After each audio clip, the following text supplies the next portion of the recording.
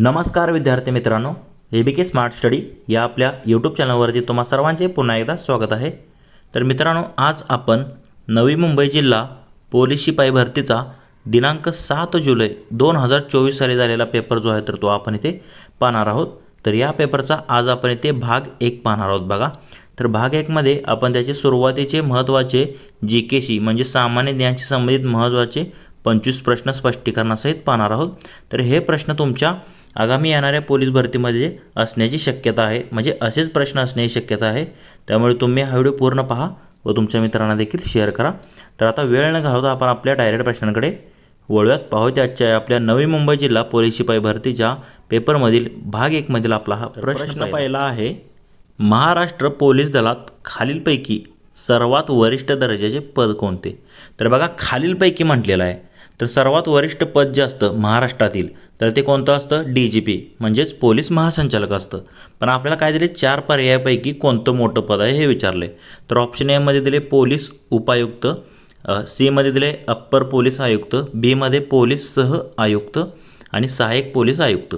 तर आता ह्यामध्ये तुम्ही जर पाहिलं तर सर्वात मोठं दिलेल्या पर्यायापैकी कोणतं आहे? पोलीस सह आयुक्त। बघा, तर दिलेल्या पर्यायापैकी विचारलेलं म्हणून हे पोलीस सह आयुक्त हे जे आहे तर ते दिलेल्या पर्यायापैकी सर्वात वरिष्ठ दर्जाचे पद आहे, म्हणजे मोठं आहे। या इतर तिघांपेक्षा हे पोलीस सह आयुक्त पद हे मोठं असतं। आता पोलीस डिपार्टमेंटबद्दल तुम्हाला माहिती असणे गरजेचं आहे, म्हणजे सर्वात मोठं पद, सर्वात लहान पद हे सर्व तुम्हाला माहीत असणे पाहिजे, कारण तुम्ही पोलीस भरतीची परीक्षा देत आहे। तर पुढील प्रश्न पाहूयात। प्रश्न क्रमांक 2 बघा काय दिलेलं आहे, नवी मुंबई पोलीस आयुक्तालयाचे हद्दीमध्ये कोणत्या जिल्ह्यांच्या भागांचा समावेश होतो? तर बघा, आता ज्या जिल्ह्याचा तुम्ही पेपर देत आहात तर त्या जिल्ह्याचा इतिहास भूगोल तुम्हाला माहीत असणं गरजेचं आहे। तर आता नवी मुंबई जिल्हा पोलीस शिपाई भरतीचा हा पेपर आहे। तर त्या नवी मुंबई पोलीस आयुक्तालय जे आहे तिथलं तर त्याच्या हद्दीमध्ये कोणत्या जिल्ह्यांच्या भागांचा समावेश होतो? तर नवी मुंबई आयुक्तालयामध्ये मुंबई आणि रायगड या 2 जिल्ह्यांचा जो आहे तर तो या 2 जिल्ह्यांच्या हद्दींचा समावेश जो आहे तर तो नवी मुंबई पोलीस आयुक्तालयाच्या हद्दीमध्ये येतो। ऑप्शन बी मध्ये दिले मुंबई आणि रायगड। पुण्याचा येथे काय संबंध नाही, ठाण्याचा काही नाही, म्हणजे इथे सरळ ऑप्शनवरून पर्याय कट करून देखील तुम्ही आन्सर काढू शकता। तर मुंबई आणि रायगड या 2 जिल्ह्यांच्या हद्दीचा म्हणजे हद्दीमध्ये येतात नवी मुंबई पोलीस आयुक्तालयाच्या। पुढील प्रश्न पाहूयात। प्रश्न क्रमांक 3, नुकत्याच पार पडलेल्या T20 वर्ल्ड कप क्रिकेट मालिकेचा मॅन ऑफ द टुर्नामेंट म्हणजे मॅन ऑफ द सिरीज आपण इंग्लिशमध्ये म्हणतो त्याला, तर कुणाला घोषित करण्यात आलेले आहे? बघा, 2024चा वर्ल्ड कप झाला होता, त्यावेळेचा हा करंट अफेअर्सची प्रश्न होता। तर त्यावेळी जर तुम्ही पाहिलं तर जसप्रीत बुमराह याने जवळपास 16 विकेट्स घेतलेल्या काहीतरी, तर त्याला जो आहे तर तो मॅन ऑफ द सिरीजचा किताब जो आहे तर तो देण्यात आलेला होता 2024च्या T20 वर्ल्ड कपमध्ये। आणि फायनलची जी मॅन ऑफ द मॅच होती तर ती विराट कोहलीला दिलेली होती। त्याने चांगली अशी एक खेळी केली होती बघा साऊथ आफ्रिकेविरुद्ध। तर जसप्रीत बुमराह जो मॅन ऑफ द सिरीज आणि man of the match Virat Kohli होता। तर सध्याला देखील आता T20 वर्ल्ड कप सुरू आहे बघा। तर कुठं सुरू आहे तर तो आपल्या भारत आणि श्रीलंका या 2 देशांमध्ये सुरू आहे। तर त्याच्याशी संबंधित देखील आता आगामी येणाऱ्या परीक्षेमध्ये विचारू शकतात बघा। तर वर्ल्ड कप झाल्यानंतर तुम्ही त्या वर्ल्ड कपशी संबंधित महत्त्वाची माहिती जी की म्हणजे एकूण किती संघ सहभागी होते, कोणत्या सहभागामध्ये फायनल झाली किंवा कोणाला man of the match man of the series मिळाले हे तुम्ही पाठ करून ठेवा, कारण आगामी येणाऱ्या भरतीमध्ये तुम्हाला असं विचारलं जाऊ शकतं। तर पुढील प्रश्न पाहूयात। प्रश्न क्रमांक 4 बघा काय दिलेलं आहे ते, 2 जुलै 2024 रोजी हाथरस शहरामध्ये आयोजित एका धार्मिक कार्यक्रमात चेंगराचेंगरी होऊन 100पेक्षा जास्त लोकांचा मृत्यू झाला होता। तर हाथरस हे ठिकाण कोणत्या राज्यात आहे? बघा, हे त्यावेळची करंट अफेअरची न्यूज होती बघा। हाथरस हे जे शहर आहे तर तिथे एक धार्मिक कार्यक्रम चालू होता, त्यामध्ये चेंगराचेंगरी होऊन 100पेक्षा जास्त लोकांचा जो आहे तर तो मृत्यू झाला होता। तर हे हाथरस हे जे ठिकाण आहे तर बघा, हाथरस हे जे ठिकाण आहे तर ते उत्तर प्रदेश यामध्ये या जिल्ह्यात म्हणजे या राज्यामध्ये येतं आपल्याला विचारलेलं आहे। तर ऑप्शन डी मध्ये जे आहे तर ते दिलेलं आहे उत्तर प्रदेश। तर ह्या कार्यक्रमात जवळपास 100पेक्षा जास्त म्हणजे टोटल जे आहे तर ते आता ह्याबद्दल थोडी माहिती आपण पाहूया। तर बघा, 2 जुलै 2024 रोजी भारताच्या उत्तर प्रदेश राज्यातील हाथरस जिल्ह्यातील मुगलगडी गावात एक स्वयंभू धर्मगुरूने आयोजित केलेल्या सत्संगाच्या समारोपावेळी गर्दी उसळली होती। तर या घटनेमुळे 121 लोकांचा मृत्यू झाला. तर एक्झॅक्ट आकडा किती आहे? 121 100+, ज्यात बहुतेक महिला आणि मुले होती आणि किमान 150 इतरांना रुग्णालयात दाखल करण्यात आले होते. म्हणजे 150 लोक जखमी होते आणि 121 लोकांचा मृत्यू झाला होता बघा. तर हाथरस हे ठिकाण जे आहे तर ते उत्तर प्रदेश राज्यामध्ये आहे. तर याचं ऑप्शन डी आपलं ॲन्सर असणार आहे. पुढील प्रश्न पाहूयात. प्रश्न क्रमांक 5 काय दिलेलं आहे बघा. 1970च्या दशकामध्ये मुंबई शहरावरील ताण कमी करण्याच्या उद्देशाने नवी मुंबई शहराची निर्मिती व विकास करण्यासाठी राज्य शासनाने कोणत्या महामंडळाची स्थापना केली होती? बघा 1970ला मुंबई शहराचा ताण कमी करण्यासाठी नवी मुंबई शहराची निर्मिती केली आणि विकास त्याचा करण्यासाठी राज्य शासनाने एक महामंडळ स्थापन केलं होतं. तर त्याचं नाव काय होतं? तर बघा कोणतं मंडळ स्थापन करण्यात आलं होतं? तर सिडको. तर आता सिडकोबद्दल आपण थोडी माहिती पाहूयात. तर बघा नवी मुंबई शहराचा विकास आणि नियोजन करण्यासाठी महाराष्ट्र शासनाने शहर आणि औद्योगिक विकास महामंडळ म्हणजेच CIDCO सिडकोची स्थापना 17 मार्च 1970 रोजी केली. तर हे नवीन शहर विकसित करण्यासाठी सिडकोला नवीन शहर विकास प्राधिकरण म्हणजे NTDA म्हणून नियुक्त करण्यात आले होते. आणि संस्था आता सिडकोचा फुल फॉर्म जर विचारला तर काय? City and industrial development corporation of Maharashtra असा त्याचा अर्थ होतो. स्थापना आहे 17 मार्च 1970. उद्देश काय होता महत्त्वाचा? मुंबईवरील लोकसंख्येचा ताण कमी करण्यासाठी नियोजित शहर वसवणे हा त्याचा मुख्य उद्देश होता. एवढीच माहिती तुम्ही लक्षात ठेवा, जे की ऑप्शन बी मध्ये दिलेलं आहे तेच याचं ॲन्सर असणार आहे. तसेच मित्रांनो तुम्हाला जर या पेपरची PDF हवी असेल तर आपले टेलिग्राम चॅनल आहे, त्याची लिंक तुम्हाला डिस्क्रिप्शन बॉक्समध्ये भेटून जाईल. तिथे तुम्ही टेलिग्राम चॅनल जॉईन करा व याची फ्रीमध्ये PDF तुम्हाला तिथे भेटून जाईल. तर प्रश्न क्रमांक 6 काय आहे बघा.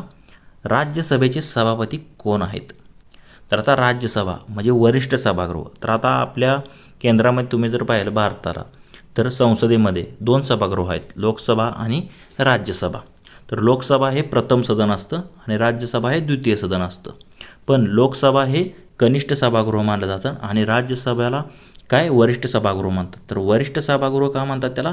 तर ते कधीही विसर्जित होत नाही. पण लोकसभा विसर्जित होऊ शकते कारण हे कायमस्वरूपी सभागृह आहे राज्यसभा, म्हणून त्याला वरिष्ठ सभागृह म्हटलं जातं. आणि कार्यकाळ प्रत्येक सदस्याचा 6 वर्षाचा असतो. यामध्ये जर तुम्ही जर पाहिलं तर आता त्यावेळेस 2024चा करंट अफेअरचा प्रश्न आहे बघा. राज्यसभेचे सभापती हे कोण असतात? तर ते पदसिद्ध अध्यक्ष असतात किंवा सभापती राज्यसभेचे कोण असतात? तर आपल्या भारताचे उपराष्ट्रपती. तर आता 2024चा हा प्रश्न आहे बघा. उपराष्ट्रपती कोण होतं त्यावेळेस? जगदीश धनखड हे जे आहे तर ते उपराष्ट्रपती होते. पण सध्याला जर तुम्ही पाहिलं त्यांनी अचानकपणे राजीनामा दिलेला आहे व त्यांच्या जागी तमिळनाडूचे एक व्यक्ती आहेत बघा, त्यांची निवड जी आहे तर ती राष्ट्रपती म्हणून झालेली आहे. CP राधाकृष्णन. बघा CP राधाकृष्णन यांची आता त्यांच्या जागी निवड झाली आहे. सध्याला करंटला उपराष्ट्रपती आहेत ते. तर जगदीश धनखड हे त्यावेळेस राज्यसभेचे सभापती होते. म्हणजे पदसिद्ध असतात सभापती, म्हणजे भारताचे उपराष्ट्रपती असतात. आता उपराष्ट्रपती सध्या CP राधाकृष्णन आहेत, मग सध्या ते तुम्ही लक्षात ठेवा. तर ओम बिर्ला हे लोकसभेचे सभापती आहेत, हे लोकसभेचे अध्यक्ष आहेत बघा ओम बिर्ला. बाकीचं मग काय तुम्ही लक्षात ठेवा. तर पुढील प्रश्न पाहूयात. प्रश्न क्रमांक 7. भारतातील सर्वात जास्त लांबीचा सागरावरील सेतू कोणता? सागर सेतू सर्वात लांबीचा आपला कोणता आहे बघा. तर सर्वाधिक लांबीचा सेतू कोणता आहे? तर अटल सेतू. नवीनच जो सुरू झालेला आहे अटल सेतू. तर सेतूबद्दल थोडी माहिती पहा. तर भारतातील सर्वात लांब सागरी सेतू म्हणून Atal Setu Mumbai trans harbour link MTHL हा आहे. मुंबईतील शिवडी आणि नवी मुंबईतील न्हावा शेवा म्हणजे शिवडी ते न्हावा शेवा यांना जोडणारा हा पूल आहे. आता तुम्हाला असं देखील विचारू शकतात कशाला तो जोडतो? तर शिवडी ते न्हावा शेवा. तर किती किलोमीटर लांबीचा आहे? तर 21.8 किलोमीटर लांबीचा आहे तो. आणि त्यापैकी 16.5 किलोमीटर जो आहे तर तो भाग जो आहे तर तो समुद्रावर आहे व 6 लेन पुलामुळे मुंबई ते नवी मुंबई प्रवासाचा वेळ जो आहे तर तो लक्षणीयरित्या कमी झाला आहे. एकूण 6 लेन आहेत या पुलावर आणि 16.5 किलोमीटर समुद्रावर आहे आणि राहिलेला जमिनीवर आहे बघा. तर आता इथे अटल सेतूबद्दल आता खाली माहिती आहे बघा, तीच दिलेलं आहे. लांबी किती आहे त्याप्रमाणे समुद्रावर किती आहे, जमिनीवर 5.3 किलोमीटर आहे आणि नाव काय दिले? स्वर्गीय अटल बिहारी वाजपेयी शिवडी न्हावा शेवा अटल सेतू असं त्याचं नाव आहे. उद्घाटन जानेवारी 2024मध्ये पंतप्रधान नरेंद्र मोदींच्या हस्ते करण्यात आले होतं आणि मुंबई आणि नवी मुंबईला जोडणारा हा एक महत्त्वाचा असा सेतू आहे. म्हणजे ज्यामुळे वांद्रे आणि वरळी लिंक जे आहे तर म्हणजे वांद्रे आणि वरळी लिंकपेक्षा हा मोठा आहे बघा. तसेच हा पूल जो आहे तर तो किती एकूण 6 लेनचा असून तो जलद कनेक्टिव्हिटी प्रदान करतो. एकूण किती 6 लेनचा आहे तो, हे देखील लक्षात ठेवा. तर महात्मा गांधी सेतू हा गंगा नदीवर आहे, पटना बिहार या ठिकाणी आहे बघा. बिहारमध्ये आहे, नदीवरील आहे. आपल्याला सागरावर विचारलेलं ऑप्शन सी अटल सेतू हेच याचं ॲन्सर असणार आहे. पुढील प्रश्न पाहूयात. प्रश्न क्रमांक 8. दिनांक 1 जुलै 2024 पासून भारतामध्ये लागू करण्यात आलेल्या प्रमुख कायद्यांपैकी कोणत्या कायद्यामध्ये विविध अपराधांची व्याख्या व शिक्षा कलमे दिलेली आहेत? म्हणजे आता तुम्ही जर पाहिलं तर 1 जुलै 2024 पासून म्हणजे जे काही इंग्रजांच्या काळात 1860ला जे कायदे बनले होते तर त्यामध्ये बदल करण्यात आला आणि त्याला म्हणजे भारतीय न्याय संहिता, भारतीय नागरिक सुरक्षा संहिता आणि भारतीय दंड संहिता अशी नावे देण्यात आली 3 कायद्याला. व काही कलमांचे नंबर आणि संख्या देखील चेंज करण्यात आलेली आहे बघा. तर ते 1 जुलै 2024 पासून ते कायदे लागू करण्यात आले. तर त्यात जे काय लागू करण्यात आलेल्या प्रमुख कायद्यांपैकी कोणता असा कायदा आहे ज्यामध्ये विविध अपराधांची व्याख्या आणि शिक्षा याची कलमे दिलेली आहेत? म्हणजे जे काही विविध अपराध गुन्हे आहेत त्यांची व्याख्या आणि त्याच्या शिक्षेशी संबंधित कलमे दिलेली आहेत. कशामध्ये दिले आहे तर ते भारतीय न्याय संहिता. म्हणजे अगोदर त्याचं नाव काय होतं? IPC होतो, IPC. तर त्याचं आता भारतीय न्याय संहिता करण्यात आली आहे बघा. इंडियन पिनल कोड होतं आधी नाव 1860, तर त्याचं भारतीय न्याय संहिता. यामध्ये विविध अपराधांच्या व्याख्या आणि शिक्षा यांची कलमे दिलेली आहेत. ऑप्शन बी जे आहे तर या प्रश्नाचं योग्य ॲन्सर असणार आहे. पुढील प्रश्न पाहूया. प्रश्न क्रमांक 9. बघा काय दिलेलं आहे. रशियन बनावटीच्या कोणत्या आधुनिक ॲसॉल्ट रायफलचे उत्पादन भारतामध्ये केले जात आहे? म्हणजे रशियन बनावटीची रायफल आहे ज्याचं उत्पादन जे आहे तर आपल्या भारतामध्ये केले जात आहे बघा. तर आता इथे वेगवेगळी नावं दिलेत. AK-203, AK-56, AK-103. इथे जर तुम्ही पाहिलं तर AK-203 ही रशियन रायफल आहे, रशियन बनावटीची जी आधुनिक रायफल आहे, ॲसॉल्ट रायफल. त्याचे उत्पादन जे आहे तर ते आपल्या भारतामध्ये केले जात आहे. म्हणजे त्यावेळचा जो हा करंट अफेअरचा प्रश्न होता. तर सध्याचे करंट अफेअर्स काय आहेत ते तुम्ही करून जावा, त्याबद्दलच तुम्हाला विचारलं जाऊ शकतं. तर याचा आन्सर आहे AK-203 रायफल. तर कोणत्या देशाची बनावटी जी आहे ती रशियाची, एवढंच फक्त लक्षात ठेवा. पुढील प्रश्न पाहूयात. प्रश्न क्रमांक 10. चंद्राच्या दक्षिण ध्रुवावर यशस्वीपणे लँडर उतरवणारा जगातील पहिला देश कोणता आहे? तर ऐतिहासिक घटना जी आहे तर ती 2024ला भारताने जगाला करून दाखवली होती. म्हणजे भारत हा स्पेसमध्ये किती पुढं आहे हे त्यावेळेस जगाने पाहिलेलं होतं भारताने. म्हणजे यशस्वीपणे लँडर उतरवणारा दक्षिण ध्रुवावर जिथे काहीही दिसत नाही, म्हणजे जो भाग पृथ्वीवरून आपल्याला दिसतही नाही, तर त्या दक्षिण ध्रुवावर यशस्वीपणे आपल्या भारतानं जे आहे तर ते लँडर उतरलं होतं. त्यावेळेचा हा करंट अफेअरचा प्रश्न होता बघा. ऑप्शन सी भारत या प्रश्नाचं योग्य ॲन्सर असणार आहे. पुढील प्रश्न पाहूयात. प्रश्न क्रमांक 11. बघा. नागरिकत्व दुरुस्ती अधिनियमानुसार खालीलपैकी कोणत्या देशातील स्थलांतरितांना भारतीय न मिळण्यासाठी अर्ज करण्याची तरतूद आहे? बघा आता नागरिकत्वासंबंधित हा प्रश्न आहे. जे असे कोणत्या देशातील स्थलांतरित भारतीय आहेत त्यांना म्हणजे भारतीय नागरिकत्व मिळण्यासाठी अर्ज करण्याची तरतूद आहे. कोणत्या देशातील आहेत ते? तर ऑप्शन आहेत अफगाणिस्तान, श्रीलंका, चीन आणि म्यानमार. तर बघा कोणत्या? तर अफगाणिस्तान. तर अफगाणिस्तान जे स्थलांतरित आहेत देशातील स्थलांतरितांना भारतीय नागरिकत्व मिळण्यासाठी अर्ज करण्याची तरतूद आहे नागरिकत्व दुरुस्ती अधिनियमानुसार. कोणतं? अफगाणिस्तानातील जे काही स्थलांतरित आहेत तर त्यांना भारतीय नागरिकत्व मिळण्यासाठी अर्ज करण्याची तरतूद दिलेली आहे. चीन, श्रीलंका, म्यानमार नाही तर कोणतं? अफगाणिस्तान, जे की ऑप्शन 1 मध्ये दिलेलं आहे. पुढील प्रश्न पाहूयात. प्रश्न क्रमांक 12. बघा समान नागरी कायद्यावरती आधारित प्रश्न आहे. समान नागरी कायदा लागू करणारे देशातील पहिले राज्य कोणते? बघा देशातील पहिले राज्य तर आता स्वातंत्र्यापूर्वी जर म्हणलं तर कोणतं? तर ते गोवा होतं समान नागरी कायदा लागू करणारे.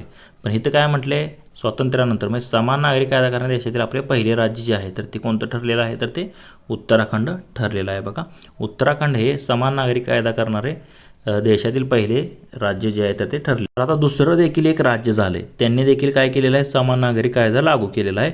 तर ते कोणतं राज्य आहे ते तुम्हाला कमेंट करून सांगायचं आहे, कारण आता त्यावरती तुम्हाला प्रश्न विचारला जाऊ शकतो बघा.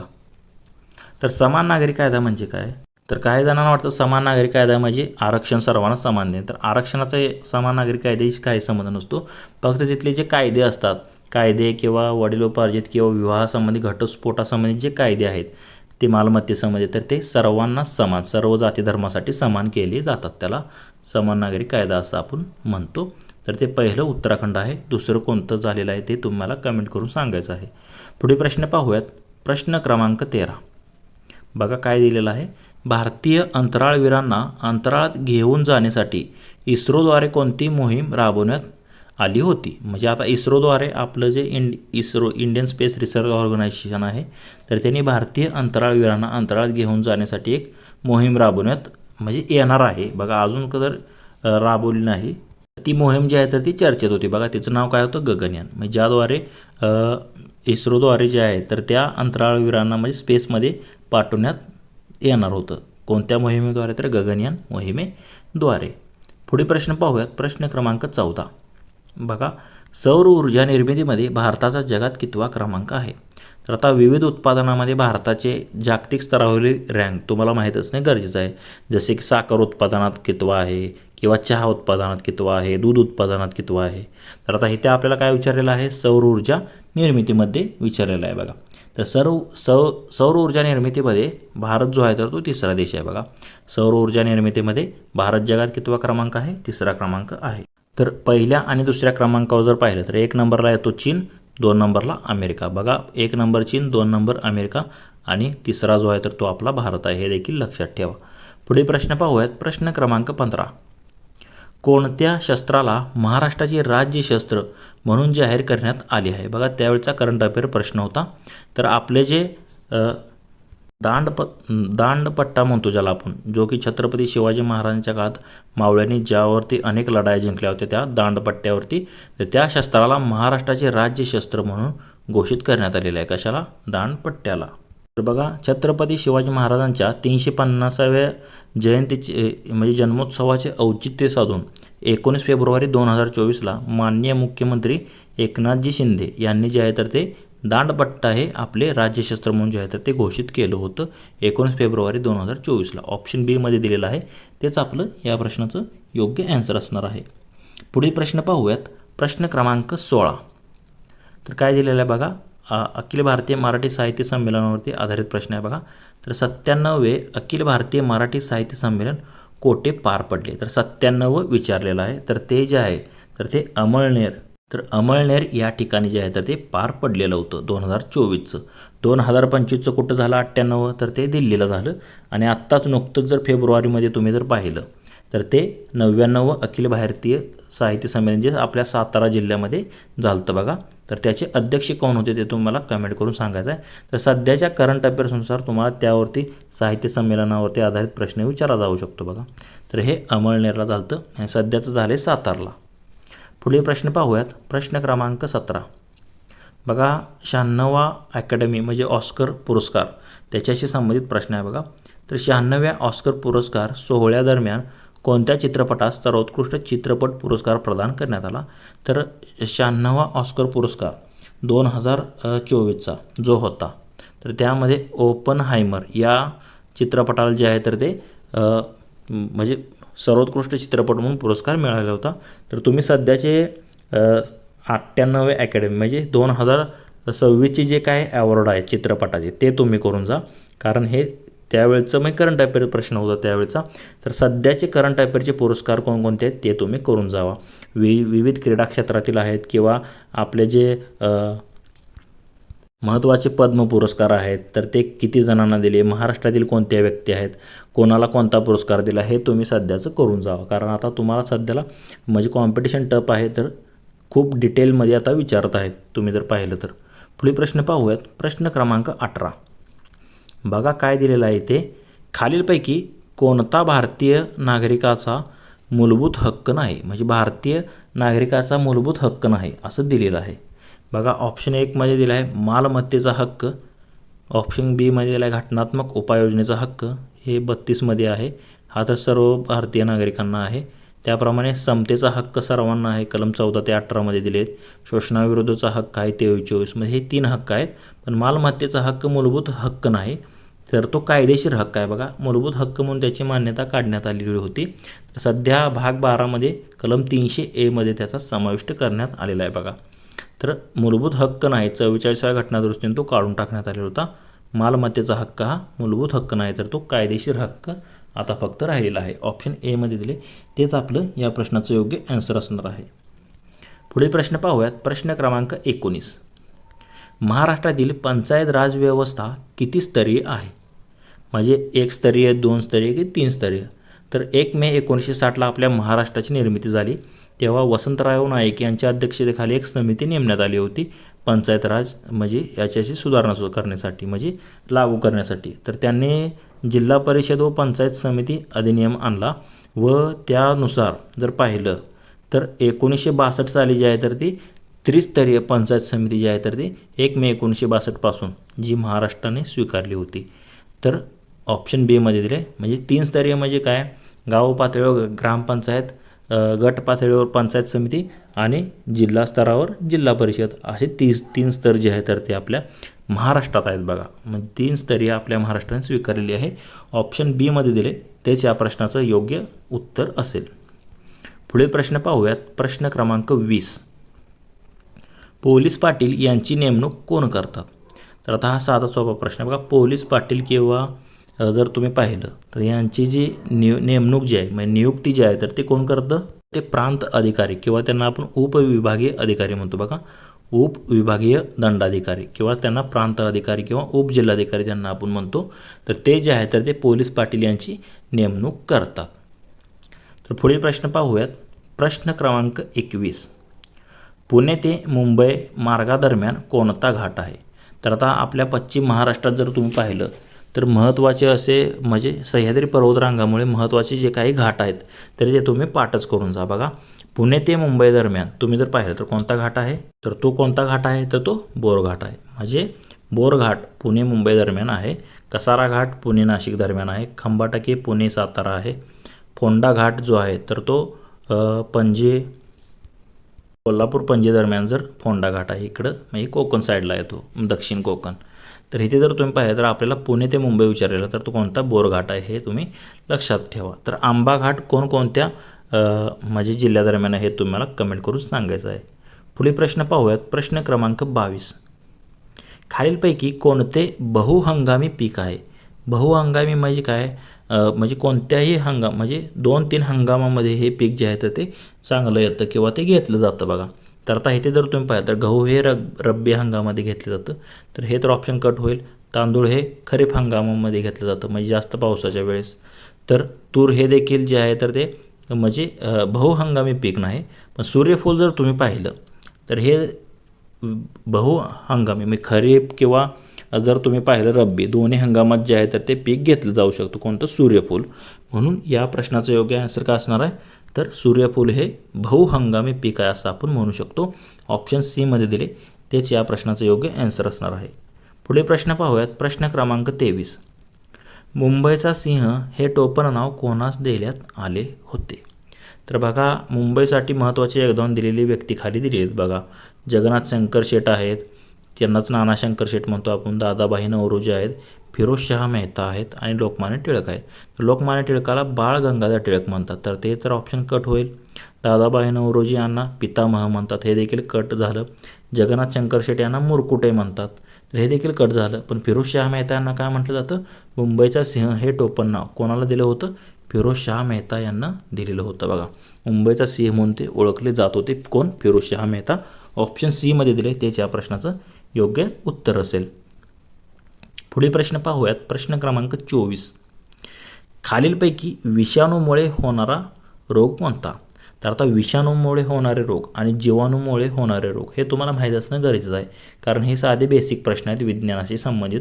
कारण विषाणूमुळे आणि जीवाणूमुळे आता येणाऱ्या परीक्षेमध्ये तुम्हाला जीवाणू संबंधित विचारू शकतात, काहीही विचारू शकतात. तर ते बेसिक तुम्हाला माहीत असणं गरजेचं आहे बघा. तर आता विषाणू इथे जर तुम्ही पाहिलं घटसर्प, विषमज्वर, गोवर आणि क्षयरोग मध्ये जर तुम्ही पाहिलं तर गोवर जो की त्याचा आता सध्याला निर्मूलन झालेला आहे बघा. गोवर जो आहे तर तो विषाणूजन्य होणारा म्हणजे विषाणूमुळे होणारा रोग आहे. बाकी घटसर्प किंवा क्षयरोग, TB हे जे आहे तर ते जीवाणूमुळे होतात. विषमज्वर, टायफॉइड त्याला म्हणतो आपण विषमज्वरला, म्हणजे साल्मोनेला टायफी या जीवाणूमुळे होतो. क्षयरोग कशामुळे होतो? मायक्रोबॅक्टेरियल ट्युबरक्युलोसिस या जीवाणूमुळे आणि घटसर्प हे देखील जीवाणूमुळे होतो. म्हणजे हे जीवाणूमुळे होणार आहेत. तर विषाणूमुळे होणारा कोणता आहे? गोवर आहे. हेच लक्षात ठेवा. ऑप्शन डी या प्रश्नाचं योग्य आन्सर आहे बघा. गोवर हा विषाणूमुळे होणारा आहे. पुढील प्रश्न पाहूयात. प्रश्न क्रमांक 25 बघा. स्वातंत्र्यवीर सावरकर यांनी कोणत्या क्रांतिकारी संघटनेची स्थापना केली होती? तर आता त्याने वेगवेगळ्या ज्या आहेत तर ते क्रांतिकारी संघटना स्थापना केल्या होत्या.